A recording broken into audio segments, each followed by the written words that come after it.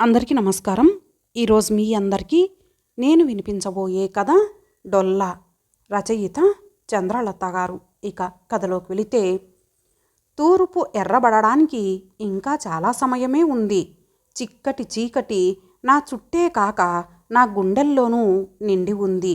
ఈ చీకటి గుండెలో తూర్పు విచ్చుకోకూడదన్న దురాశ ఉంది.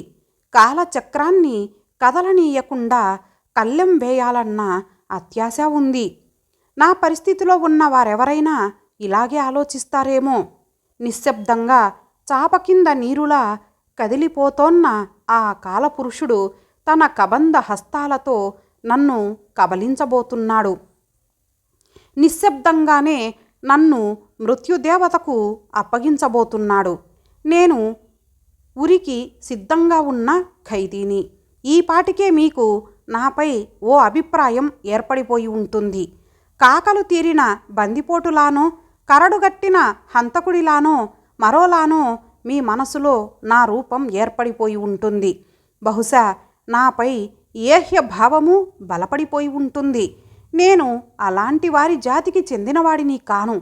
నేను ఎంతో బుద్ధిమంతుణ్ణి, విద్యావంతుణ్ణి, సద్గుణ సంపన్నుణ్ణి, రూపంలో వంకలేని అందగాడిని. అయితే నేను బందిపోటునే, నేను హంతకుడినే. లోకం ఇచ్చిన నిర్వచనంలో కాదు, కానీ మీరెవరో ఇచ్చిన ఆదేశంలో. చేసిన పాపం చెబితే పోతుందంటారు. పాపమో పుణ్యమో చెబితేనేగా తెలిసేది. చావుకు దగ్గర పడుతోన్న ఉద్వేగంలో చెప్పలేకపోతున్నా. నా మనసు విప్పి అన్నీ చెప్పాలనే నిర్ణయించుకున్నాను. పాపమో పుణ్యమో మీరే నిర్ణయించండి. ఇది చావు ప్రేరేపించగా నేను చేస్తోన్న గోడు లేదా సోదా కాదు. జీవితంలో మొదటిసారిగా నిజాయితీగా నన్ను నేను చూసుకొని మీకు చూపించే ప్రయత్నం మాత్రమే. అమ్మ ఒడిలో కళ్ళు తెరిచినప్పుడు నేను అందరిలాంటి వాడినే, స్వచ్ఛమైన పువ్వు లాంటి వాడినే. ఏ చిన్న అలికిడికైనా, ఏ చిన్న తాకిడికైనా అమ్మ ఆదరణకై, ఆశ్రయానికై తప్పించిపోయే చిన్నారి పసికూననే. నిజానికి నా చుట్టూ ఓ గిరి ఎప్పుడు గీసుకున్నానో నన్ను నేను గుర్తించలేనంత దుర్భేద్యమైన కవచం నన్ను ఎప్పుడు కప్పివేసిందో నాకు తెలియనే తెలియదు. మానవ సహజ ప్రకటితాలైన భయాందోళనలు, ప్రేమాభిమానాలు కూడా అంటనివ్వని ఆ కవచం అంటే నాకెందుకో విపరీతమైన అభిమానం. నేను ఆ కవచం, ఆ కవచమే నేను. ఆ కవచం దానికై అది ఏర్పడిందని నేను ఖచ్చితంగా చెప్పలేను. ప్రకృతి సహజం కాదు కదా. మరి ఎప్పుడు, ఎలా, ఎందుకు ఏర్పడింది అని ఎవరైనా అడిగితే సమాధానం లేదు. ఆహా, సమాధానం ఆలోచించొద్దు. కనీసం ఈ పూటైనా బుడిబుడి నడకల నాడు బవిరిగడ్డం బాబాయిని చూసి బూచాడనుకొని అదిరి బెదిరి అమ్మ కుచ్చిళ్లలో తలదాచుకోవాలని ప్రయత్నించినప్పుడు అమ్మ ఎత్తుకొని గుండెలకు హత్తుకొని సత్యం బోధపరచకపోగా, ఆడపిల్లలా అలా పరిగెత్తుకొస్తావేమిటిరా, మగపిల్లాడివి, మగపిల్లాడిలా ఉండమని గద్దించినప్పుడు నా భయాన్ని కప్పేయను ఈ కవచం అక్కరకొచ్చి ఉండొచ్చు. నాకు రెండింతలున్న అక్క రెండిండ్ల అవతలికి వెళ్ళడానికి నన్ను తోడుగా రమ్మని బతిమిలాడినప్పుడో, పని మనిషి రాక నానా తిప్పలు పడుతోన్న అమ్మకు అక్కకు సాయంగా ఓ బిందె నీళ్లు తేబోయినప్పుడు నీకెందుకురా ఈ ఆడాళ్ళ పనులని అమ్మ వారించినప్పుడో, అక్క గ్రాఫ్ కాగితానికి రూపాయి ఇవ్వడానికి 10 ఆరాలు తీసే నాన్న నా క్రాఫ్కని అడిగిందే ఆలస్యంగా చేతికి అందినంత అందించినప్పుడో, రూపాయో రెండో చాటుగా తీసుకొని సిగరెట్టో మరేదో వెలగబెడుతున్నప్పుడు అక్క చూసి అమ్మతో ఫిర్యాదు చేస్తే, మగాడు వాడేం చేసినా చెల్లు, చూసింది నీ నేరమని అమ్మ అక్క మీదే విరుచుకుపడినప్పుడో, మరెప్పుడో ఇంకెప్పుడో అది ఏర్పడి ఉండొచ్చు. ఈ కవచం వలన నాకెంతో సౌఖ్యము, సౌలభ్యము కూడా. అమ్మలా బాదరబందీలు లేవు. అక్కలా అడుగు వేయాలంటే 64 ఆలోచించాల్సిన అవసరం లేదు. నాన్నలా టీవీగా, ధీమాగా, దర్జాగా బతికేయవచ్చు. అయితే ఆ కవచం మాటున నన్ను వణికించిన క్షణాలు లేకపోలేదు. నేను బాధపడిన క్షణాలు లేకపోలేదు. నేను అసూయపడిన క్షణాలు లేకపోలేదు. అందరికీ మల్లెనే, చీకటంటేనే నాకు భయమే. ఒంటరి రాత్రి భయానకమై వణికించినప్పుడు అక్క కన్నా నేనే ఎక్కువ భయపడ్డది నిజం. కానీ నా కవచం చాటున భయం బయటపడకుండా బతికేయడం అలవాటయ్యింది. ధైర్యానికి బింకానికి ఎంతో తేడా. నేనెంతో ధైర్యవంతుడినని నన్నాశ్రయించే అమ్మ అక్క నాది ఒట్టి బింకమేనని ఊహించలేరేమో. నిజానికి నాలో భయం దాగుందని ఈ క్షణం వరకు నేనే తెలుసుకోలేకపోయాను. కానీ అదేమిటో ఇంకా కొద్ది గంటల్లో నా బింకం శాశ్వతంగా నల్లగుడ్డతో కప్పబడి తాడుకు వేళ్లాడబోతున్నా నాలో భయంగా బహిర్గతమవడం లేదు. ఇప్పుడు భయాన్ని బింకమే జయిస్తోంది. ఇక నా కవచం మాటున నేను బాధపడ్డ క్షణాలను నేనసలు మరవలేను. డాక్టరు కావాలని శాయశక్తులా ప్రయత్నిస్తోన్న అక్కను నన్నెక్కడ మించిపోతుందోనన్న భయంతో నాన్న చదువు ఆపించి ఇంట్లో కూచోబెట్టినప్పుడు నేను బాధపడకపోలేదు. అక్క నాన్నను బతిమలాడో బామాలో చదువు కొనసాగించాలని ప్రయత్నించకపోవడానికి బాధపడకపోలేదు. నిజానికి మా స్కూల్లో మాస్టర్లందరి అభిమానం సంపాదించుకోవడం అక్కకే సాధ్యమైంది. నన్నెప్పుడూ పలానా అమ్మాయి తమ్ముడిగా ప్రస్తావించడం మాత్రం నాకు నచ్చలేదు. అయితే ఆటల పోటీల్లో అక్క నెగ్గినప్పుడు, పాటల్లో ప్రత్యేక ప్రశంసలు అందుకున్నప్పుడు అందరిలాగే నాకు మనసారా అభినందించాలి అనిపించింది. అదేమిటో కానీ నా గొంతుకేదో అడ్డం పడ్డట్లయి ఒక్క మాట కూడా మాట్లాడలేకపోయాను.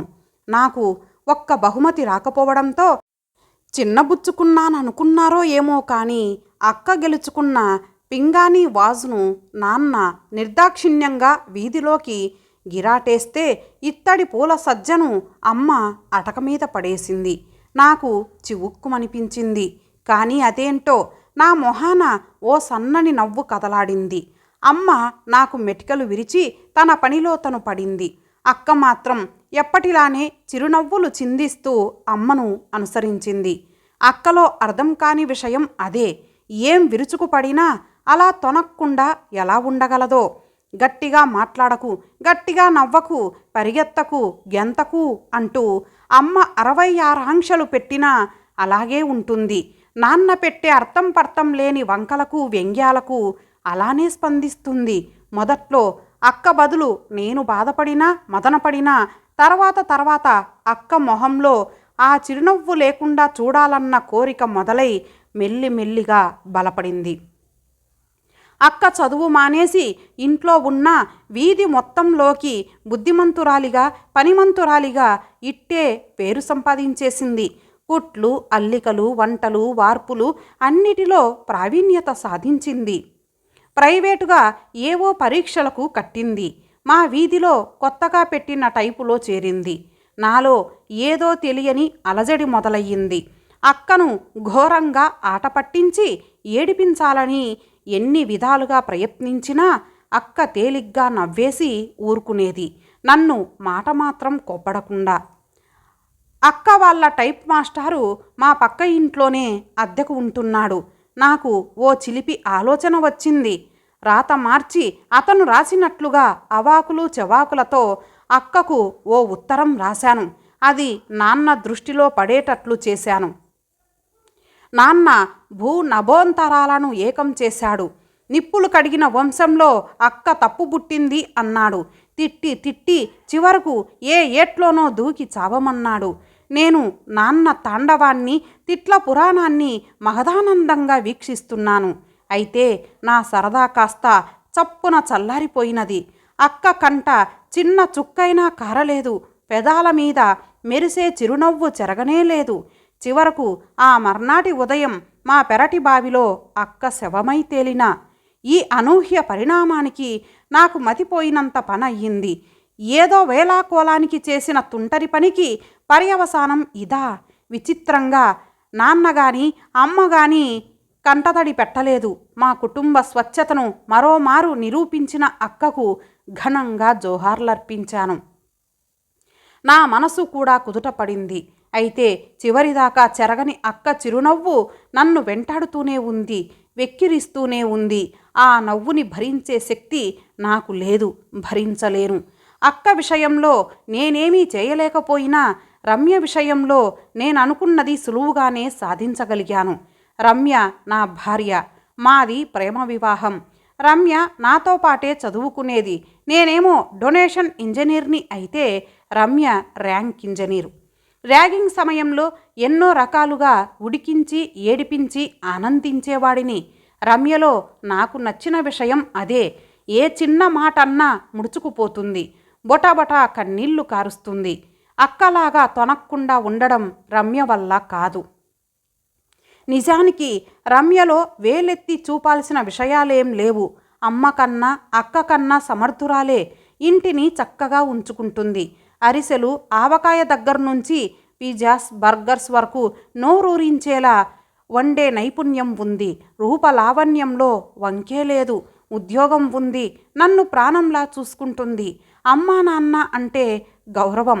అన్నిటికీ మించి వారందరి అభిమానంతో పాటు గుణవంతురాలు, పనిమంతురాలు, బంగారు బొమ్మ వగైరా వగైరా బిరుదులన్నీ సంపాదించుకుంది. సరిగ్గా ఇక్కడే రమ్య నాకు నచ్చడం మానేసింది. ఆ మాటలన్నీ రమ్యను ప్రశంసించడానికి కాక నన్ను ఎత్తి పొడవడానికి అన్నట్లుగా తోస్తుంది. అలాంటి బాధలో మునిగి ఉన్నప్పుడే అకస్మాత్తుగా నా కవచం నేనున్నానంటూ నా వెన్ను తట్టింది. నేనుగా మారాను. ఒక కారణం, ఒక విషయమని లేదు. అన్నిటికీ నా చెయ్యి అస్తిత్వం నిరూపించుకోవడం మొదలెట్టింది. చెయ్యికి హృదయం లేదు, మెదడు అంతకన్నా లేదు.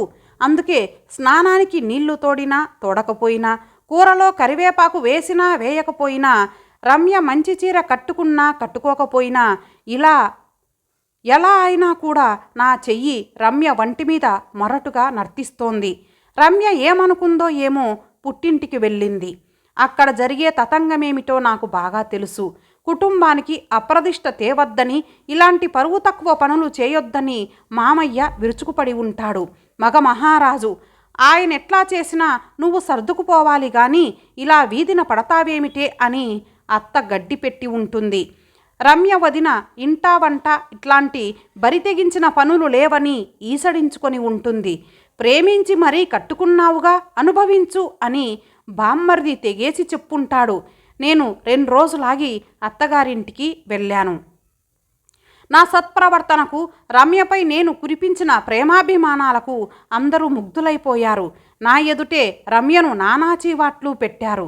రమ్య చేసిన తెలివి తక్కువ పనికి రమ్య తరపున క్షమాపణలు అడిగారు. నా చేతులు పట్టుకొని బతిమలాడి రమ్యను నా వెంట పంపించారు. నా కవచమే నన్ను కాపాడకపోయి ఉంటే ఆ క్షణంలో రమ్య కళ్ళల్లో రగిలిన భావజ్వాలల్లో నేను మాడి బూడిదై ఉండేవాడినేమో. విజయ గర్వంతో ముసిముసి నవ్వులు నవ్వుతూ నేను గడప దాటబోతుంటే, బావగారు అన్ని రోజులు మీవే కావు, స్పష్టంగా హెచ్చరికగా నాకే వినిపించేలా పలికింది ఓ కంఠం. నేను ఓ క్షణం దిమ్మెరపోయాను. ఆ కంఠం రశ్మిది. రశ్మి నా మరదలు. రశ్మి రమ్యలా మెతకది కాదు, శిశీంద్రి, సీమ టపాకాయ. ఎప్పుడు ఏం చేస్తుందో చెప్పలేం. రశ్మి చిన్నపిల్లైనా నాకెందుకో భయం. నేను రమ్యని పట్టించుకోనట్లే ముందుకు వెళ్ళిపోయాను. మా ఇంటికి వెళ్ళాక షరామామూలే. అలవాటు పడ్డ మత్తుమందు పరిణామం పెంచుకుంటూ పోతే కానీ మత్తు ఎక్కదు, మజా రాదు. అలాగే ఓ ఎత్తి పొడుపుకో, ఓ చెంపదెబ్బకో తృప్తిపడే నా మనసు ఇప్పుడు ఎంతకీ తృప్తి పడటం లేదు. రమ్య కూడా మునుపటిలా ముడుచుకుపోవడం లేదు. నిర్లిప్తంగా ఊరుకుంటోంది. రోజులు గడిచిపోతున్నాయి. చిట్టి పుట్టింది, పెరిగింది, 5 ఏండ్లదయ్యింది. మా దినసరి కార్యక్రమంలో మాత్రం మార్పు లేదు. చిట్టి పుట్టాక రమ్య 2-3 సార్లు ఉద్యోగం మానేస్తానంది. ఎలా కుదురుతుంది? కారు కొనాలని, సొంత ఇల్లు కట్టుకోవాలని నాకెన్నో ఆశలున్నాయి. నిజానికి నా ఉద్యోగం నా కుటుంబ అవసరాల కన్నా ఎక్కువే అందిస్తోంది. అయినా నేను రాజీ పడలేను. రమ్యకు ఆఫీస్లో కూడా మంచి పేరు ఉంది. రమ్య డిజైన్ చేసిన ఓ 5 స్టార్ హోటల్ వల్ల వారి కంపెనీకి మంచి గుర్తింపు వచ్చింది. వాళ్ళంతా రమ్యకు నీరాజనం పట్టారు. నేను కూడా ఆ కార్యక్రమానికి వెళ్ళాను. అందరూ సహకరించే భర్త ఉండడమే ఆమెని విజయానికి మూల కారణమని పనిలో పనిగా నన్ను పొగిడారు. రమ్య మాత్రం ఏ స్పందన లేని బొమ్మలాగా ఉండిపోయింది. నేను ఆ ఉత్సాహంతో నా మిత్రులను ఇంటికి భోజనానికి ఆహ్వానించాను. మాతో పాటు చదువుకున్న కుమార్ ఇప్పుడు రమ్య ఆఫీస్లోనే పనిచేస్తున్నాడు. భోంచేసి పోతూ పోతూ అన్నాడు, ఎందుకోరా రమ్యలో అప్పటి ఉత్సాహం కానీ ఉత్తేజం కానీ కనిపించడం లేదు. అంతా మొక్కుబడిగా అయిష్టంగా చేస్తున్నట్లుగా ఉంది. ఆవిడకు పని ఎక్కువగా ఉందేమో. ఈ కంపెనీ వాళ్ళు వాళ్ళ లాభాలే చూస్తారు కానీ స్వయం ప్రతిభను స్వేచ్ఛగా బహిర్గతం అవనివ్వరు. పైనుంచి బాగా ఒత్తిడి. అంత చదువు చదివి అంత ప్రతిభ ఉండి అంత ప్రావీణ్యత సాధించి అణిగి మణిగి ఉండడం దుర్భరం కదూ. నేను ఉద్యోగం మానేసి సొంతంగా చేసుకుందామనుకుంటున్నా. కుమార్ మాటలు నాకు చెల్లున తగిలాయి. పైకి నవ్వుతూ అంత గొప్ప సలహా ఇచ్చినందుకు ధన్యవాదాలు చెప్పి గేటు దాకా సాగనంపాను. నేను లోపలికి వచ్చేసరికి రమ్య వంటగది సర్దుకుంటోంది. నేను గుమ్మంలో నిలబడి ఉన్నా కూడా రమ్య నన్ను పట్టించుకోలేదు. రమ్య ధ్యాస మరెక్కడో ఉంది.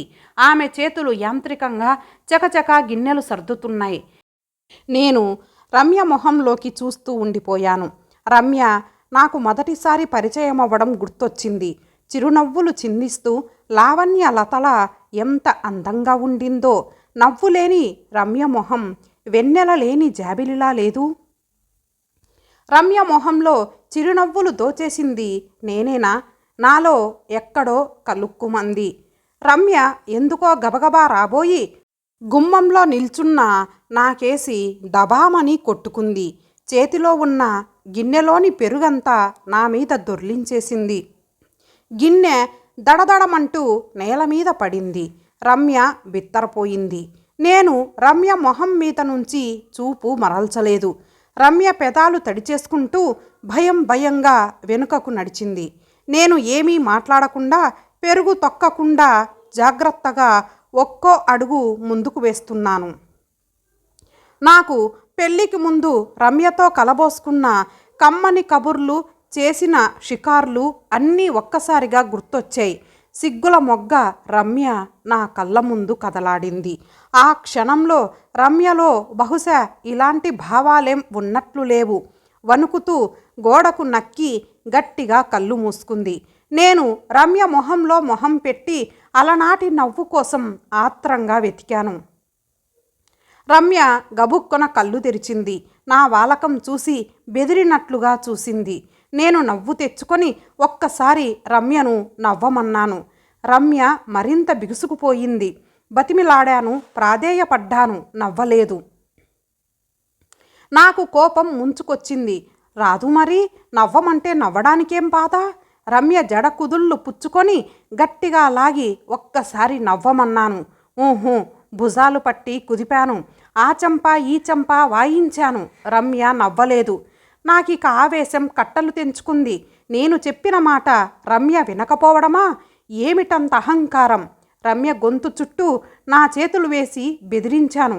రమ్య నవ్వకపోగా పల్లెత్తు మాట అనలేదు. నిలువుగుడ్లేసుకుని వెర్రిదానిలా నన్నే చూస్తోంది. నేను బిగ్గరగా నవ్వు నవ్వు అని అరుస్తూ ఎప్పుడో నాకు తెలియకుండానే చేతులు గట్టిగా బిగించాను. చివరికి రమ్య పెదవులు విచ్చుకున్నాయి. చిరునవ్వుతో కాదు, వెళ్ళబొడుచుకొచ్చిన నాలుకతో. నాకు విషయం అర్థం అవగానే కోపం చప్పున చల్లారిపోయింది. చేతులు పట్టు విడిచేశాను. రమ్య కుప్పకూలిపోయింది. నా జీవన జ్యోతి ఆరిపోయింది. నా రమ్య చచ్చిపోయింది. నేను రమ్య పక్కనే కూలబడ్డాను. రమ్య ప్రాణాలు తీయడం నా అభిమతమే కాదు. ఏదో పంతం నెగ్గించుకోవాలన్న మొండితనమే. కానీ నా ప్రియాతి ప్రియమైన రమ్య, నా ప్రాణంలో ప్రాణమైన రమ్య మాటా పలుకు లేకుండా నా ముందే శవమై పడి ఉంది. నాకు కాళ్ళు చేతులు ఆడలేదు. నా బుర్రలో ఏవేవో సంఘటనలు మెదిలాయి. చటుక్కున నాకొక ఆలోచన తట్టింది. Stove accident. గుండె దిటవు చేసుకొని కిరసనాయిలు వెతికి తెచ్చాను. రమ్యకు ముందు జాగ్రత్త ఎక్కువ. కిరోసిన్ స్టవ్, కిరసనాయిలు సిద్ధంగానే ఉన్నాయి. కిరసనాయిలు రమ్య మీద గుమ్మరించి అగ్గిపుల్ల గీసి పడేశాను. రగ్గు తీసుకొచ్చి రమ్యను చాపలా చుట్టాను. మంటలు ఆరిపోయాయి. సుకుమారమైన రమ్య, అందమైన రమ్య, రమ్య రూపం ఎంత భీకరంగా మారిందో నేను చెప్పలేను. నా చేతులు కూడా బొబ్బలెక్కాయి. నిజానికి బొబ్బలెక్కేలా నేను జాగ్రత్త పడ్డాను. గబగబా తలుపులు తీసి పక్కింటి వాళ్ళని, ఎదురింటి వాళ్ళని కేకలేశాను. వేగంగా ఇంట్లోకి వచ్చిన నాకు రమ్య పక్కన నిల్చొని ఉన్న చిట్టి కనిపించింది. అవును, ఇంట్లో ఇంకో మనిషి ఉందన్న సంగతి ఇప్పటిదాకా మర్చిపోయాను. చిట్టి కూడా వాళ్ళమ్మలాగే మిడిగుడ్లేసుకొని కళ్ళార్పకుండా నన్నే చూస్తోంది. నాకెందుకో ఒళ్ళు జలధరించింది. రమ్యే చిట్టి కళ్ళల్లోంచి చూస్తున్నట్లుగా అనిపించింది. నేనిక ఆలస్యం చేయలేదు. చిట్టిని వాటేసుకొని బావురుమన్నాను. హృదయ విదారకంగా ఏడ్చాను. వెక్కిళ్ళు పెట్టాను. చిట్టి కిక్కురుమనలేదు. వీధిలో జనాలు, మా మిత్ర బృందం అంతా వచ్చారు. వాళ్ళల్లోనే ఎవరో మా అత్తగారింటికి, అమ్మా నాన్నలకు కబురు చేశారు. అందరూ నా చుట్టూ చేరి రమ్య సుగుణాలను కీర్తించడం మొదలెట్టారు. నాకు రమ్యపై ఉన్న ప్రేమను కొనియాడారు. గుండె దిటవు చేసుకోమని ధైర్యం చెప్పారు. నేను వారికి ఒక చక్కటి కథ వినిపించాను. ఇది చాలా చాలా పాత కథ. ఏదో డ్రాయింగ్ గీసుకోవడానికి తెల్లవారుజామునే లేచిన రమ్య టీ చేసుకోవడానికి వెళ్ళింది. నిద్రమత్తులో స్టవ్ మీద రమ్య కొంగు పడింది. తర్వాత షరామామూలే. మా ఆదర్శ దంపత్యం చూసి కాలానికి కన్ను కుట్టిందని అందరూ వాపోయారు. మా ఇరుగు పొరుగుల్లో ఒక డాక్టర్ వచ్చి నా చేతికి వైద్యం చేశాడు. ఇంతలో మా అత్తగారి బృందం బిలబిలమంటూ ఊడిపడింది. నేను శృతి పెంచి వారితో పాటు ఏడవడం మొదలుపెట్టాను. అప్పటికే రమ్యను దహన సంస్కారానికి సిద్ధం చేసేసి ఉంచాను. పూలలో ఒదిగిన రమ్య మొహాన చెక్కు చెదరని చిరునవ్వు. అది చూసి అందరూ గుండెలు చెరువులు చేసుకుంటున్నారు. నాకు ఒళ్ళంతా కారం రాసినట్లుగా ఉంది. చిట్టి నిర్లిప్తంగా ఓ పక్క నిల్చొని ఉంది. నేను దాన్ని ఓ కంట కనిపెడుతూనే ఉన్నాను. రమ్య పుణ్యస్త్రీగా పోయి పుణ్యం కట్టుకుందని ఆడవాళ్ళంతా ఏదో తతంగం చేస్తున్నారు. రమ్యను వదిలి పక్కకు వెళ్ళాలంటే నాకు భయంగానే ఉంది. గబుక్కన విషయం బయటపడితే నా గతి ఏం కాను? ఎలాగోలా దహనం జరిగిపోతే తర్వాత సంగతి తర్వాత. రమ్య మొహానికి పసుపు రాసి కుంకుమద్ది హారతులిచ్చి నెత్తిన బిందెల కొద్దీ నీళ్లు గుమ్మరించారు. కొత్త చీర కట్టబెట్టడానికి వాళ్ళంతా దడి కట్టారు. ఇంతలో మా శిశింద్రి మరదలు రశ్మి కెవ్వున అరిచింది. అమ్మా, ఒళ్ళంతా కాలినా ఒక్క బొబ్బైనా రాలేదేం? జడ చెక్కు చెదిరిందేమో చూశారా? నాకు గుండె చిక్కబట్టింది. ఈ రశ్మితో ఎప్పటికైనా ప్రమాదమే. నేను రశ్మి గొంతు వినబడనంతగా నా గొంతు పెంచి శోకాలు పెట్టాను. ఇంతలో ఎవరో పిలిచినట్లు పోలీసులు దిగబడ్డారు. రశ్మి చిట్టి చేయి పట్టుకొని లాక్కెళ్ళి ఇన్స్పెక్టర్తో ఏవేవో చెప్పింది. ఆయన వెంటనే రమ్యను శ్మశానానికి కాక పోస్ట్ మార్టం చేయను ఆసుపత్రికి తరలించాలని అంబులెన్స్కు కబురు చేశాడు. నేను భయపడినంత అయ్యింది. ఇన్స్పెక్టర్ అందరినీ ఏవేవో ప్రశ్నలు అడిగాడు. కూపీలు లాగాడు. కొన్ని రాసుకున్నాడు. కొన్నింటికి తల ఆడించాడు. మా ఇరుగు పొరుగు రమ్యతో నా ప్రవర్తన గురించి సూపర్ క్లీన్ సర్టిఫికెట్ ఇచ్చారు. నన్ను అనుమానించడం మా అన్యోన్యతను అవమానించడమేనని స్టేట్మెంట్ ఇచ్చారు. పాపం, వారికేం తెలుసు? వారెప్పుడు వచ్చినా నేను రమ్య బెనికిన చేతిని సరిచేస్తూనూ తగిలిన గాయాలకు మందు రాస్తూనూ కనిపించేవాడిని. మా సఖ్యతను చూసి ముచ్చటపడి వచ్చిన పని మర్చిపోయి వెళ్ళిపోయేవారు. అవి నా నిర్వాకం వలన కలిగిన బెనుకులు, తగిలిన గాయాలని వాళ్ళకెలా తెలుస్తుంది? రమ్యకు పొరుగిళ్ళ పెత్తనాలు చేసేటంత తీరిక ఉండదాయే? మా ఆఫీస్ వాళ్ళు, రమ్య ఆఫీస్ వాళ్ళు అవే మాటలు అలాగే చెప్పారు.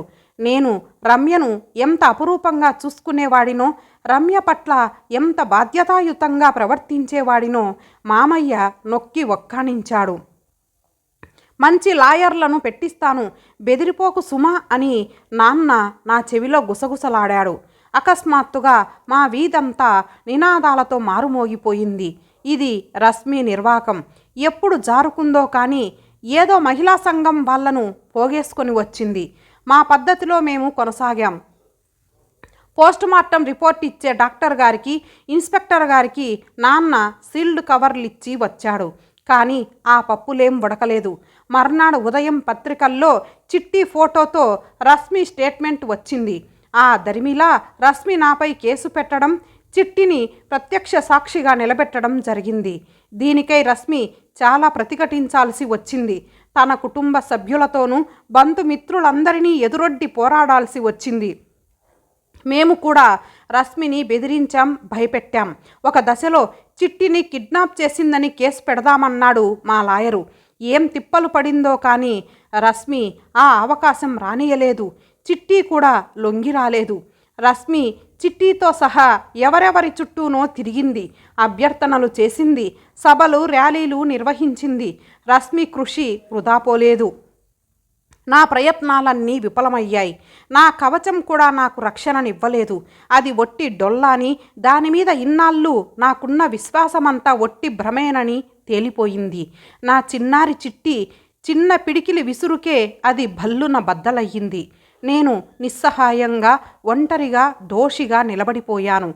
నా కవచం ఇన్నాళ్ళు నా కళ్ళు కప్పేసింది. ఈనాడు నా చుట్టూ అక్కలాంటి వాళ్ళు, రమ్యలాంటి వాళ్ళే కాదు, రశ్మి లాంటి వాళ్ళు ఉన్నారు. ఏం చేసినా చెల్లే కాలం చెల్లిపోయింది.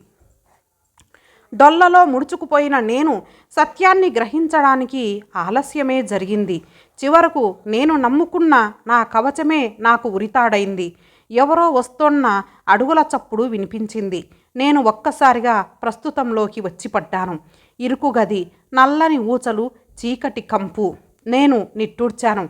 అడుగుల చప్పుడు మరింత స్పష్టంగా, లయబద్ధంగా వినిపిస్తోంది. ఆ అడుగుల గమ్యం నా గదేనేమో. నేను లేచి గోడకు చెరగిలబడ్డాను. నా కళ్ళ ముందు చిట్టి కదలాడింది.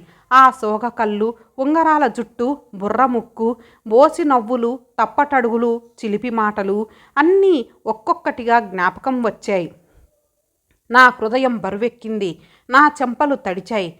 ఆ రోజు కోర్టులో ఆ లేత మొహంలో కదలాడిన భావాలకు నేను ఎలా తట్టుకోగలిగాను?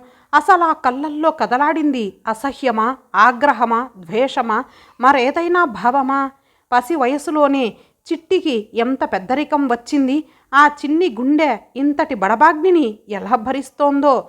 నా పెదవులు అప్రయత్నంగా వణికాయి. ఏదో ఓ రోజు నా బంగారు తల్లికి కూడా రమ్యకులాగే నా మెదడు మొద్దుబారిపోయింది. ఎన్నాళ్ళగానో నన్ను వెంటాడుతోన్న నవ్వు సన్నగా మొదలై నా గదంతా నిండిపోయింది. ఆ నవ్వు నేను సహించలేని నవ్వు, నన్ను దహించి వేసే నవ్వు స్వేచ్ఛగా, స్వచ్ఛంగా నా చుట్టూ ప్రకంపిస్తోంది. నా చిట్టిని దయచేసి అక్కలాగానో, రమ్యలాగానో సౌమ్యమూర్తిగా, సహనశీలిగా పెంచకండి. తెలివిగా, ధీమాగా, ధైర్యంగా, ధర్మకోపం ప్రదర్శించేలా రశ్మిలా పెంచండి. మరొకడు నాలా ఉరికంబం ఎక్కే స్థితి రాకూడదు. నాకు చివరి కోరికంటూ ఉంటే ఇదే. పూడుకుపోయిన గొంతు దాటి రాని మాటలు నా పెదవుల మీద గొనుగుడుగా మారాయి. నా మసకబారిన కళ్ళకు ఎవరు నా గది తలుపులు తెరవడం కనిపించకుండానే కనిపించింది. ఇంతటితో ఈ కథ సమాప్తం. మరొక మంచి కథతో కలుద్దాం. అంతవరకు సెలవు. నమస్తే.